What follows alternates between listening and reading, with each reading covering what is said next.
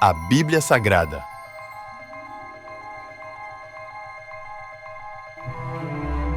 Evangelho de Lucas, capítulo 6. Num sábado, enquanto Jesus caminhava pelos campos de cereal, seus discípulos colheram espigas, removeram a casca com as mãos e comeram os grãos. Alguns fariseus lhes disseram: "Por que vocês desobedecem à lei, colhendo cereal no sábado?" Jesus respondeu: "Vocês não leram nas Escrituras o que fez Davi, quando ele e seus companheiros tiveram fome?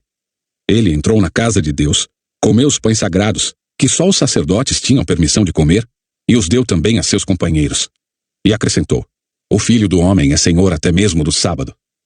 Em outro sábado, enquanto Jesus ensinava na sinagoga, estava ali um homem cuja mão direita era deformada. Os mestres da lei e os fariseus observavam Jesus atentamente. Se ele curasse aquele homem, eles o acusariam, pois era sábado. Jesus, porém, sabia o que planejavam, e disse ao homem com a mão deformada: "Venha e fique aqui diante de todos." E o homem foi à frente. Então Jesus lhes disse: "Tenho uma pergunta para vocês. O que a lei permite fazer no sábado? O bem ou o mal? Salvar uma vida ou destruí-la?" Depois, olhando para cada um ao redor, disse ao homem: "Estenda a mão." O homem estendeu a mão, e ela foi restaurada. Com isso, os inimigos de Jesus ficaram furiosos e começaram a discutir o que fazer contra ele. Certo dia, pouco depois, Jesus subiu ao monte para orar e passou a noite orando a Deus. Quando amanheceu, reuniu seus discípulos e escolheu 12 para serem apóstolos. Estes são seus nomes: Simão, a quem ele chamou Pedro; André, irmão de Pedro; Tiago; João; Filipe; Bartolomeu; Mateus; Tomé; Tiago, filho de Alfeu; Simão, apelidado de Zelote; Judas, filho de Tiago; Judas Iscariotes, que se tornou o traidor. Quando Jesus e os discípulos desceram do monte, pararam numa região plana e ampla. Havia ali muitos de seus seguidores e uma grande multidão vinda de todas as partes da Judéia, de Jerusalém e de lugares distantes ao norte, como o litoral de Tiro e Sidom.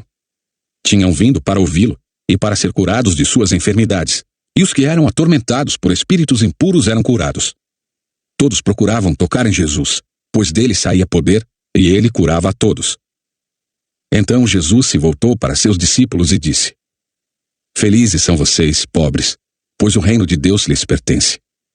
Felizes são vocês que agora estão famintos, pois serão saciados. Felizes são vocês que agora choram, pois no devido tempo rirão. Felizes são vocês quando os odiarem e os excluírem, quando zombarem de vocês e os caluniarem como se fossem maus porque seguem o Filho do Homem. Quando isso acontecer, alegrem-se e exultem, porque uma grande recompensa os espera no céu. E lembrem-se de que os antepassados deles trataram os profetas da mesma forma. Que aflição espera vocês ricos, pois já receberam sua consolação. Que aflição espera vocês que agora têm fartura, pois um terrível tempo de fome os espera. Que aflição espera vocês que agora riem, pois em breve seu riso se transformará em lamento e tristeza. Que aflição espera vocês que são elogiados por todos, pois os antepassados deles também elogiaram falsos profetas. Mas a vocês que me ouvem, eu digo: amem os seus inimigos, façam o bem a quem os odeia, abençoem quem os amaldiçoa, orem por quem os maltrata. Se alguém lhe der um tapa numa face, ofereça também a outra. Se alguém exigir de você a roupa do corpo, deixe que leve também a capa. Dê a quem pedir. E quando tomarem suas coisas, não tente recuperá-las. Façam aos outros o que vocês desejam que eles lhes façam. Se vocês amam apenas aqueles que os amam, que mérito tem? Até os pecadores amam quem os ama. E se fazem o bem apenas aos que fazem o bem a vocês, que mérito tem? Até os pecadores agem desse modo. E se emprestam dinheiro apenas aos que podem devolver, que mérito tem? Até os pecadores emprestam a outros pecadores na expectativa de receber tudo de volta. Portanto, amem os seus inimigos. Façam-lhes o bem e emprestem a eles sem esperar nada de volta. Então a recompensa que receberão do céu será grande, e estarão agindo de fato como filhos do Altíssimo. Pois ele é bondoso até mesmo com os ingratos e perversos. Sejam misericordiosos, assim como seu Pai é misericordioso. Não julguem e não serão julgados. Não condenem e não serão condenados.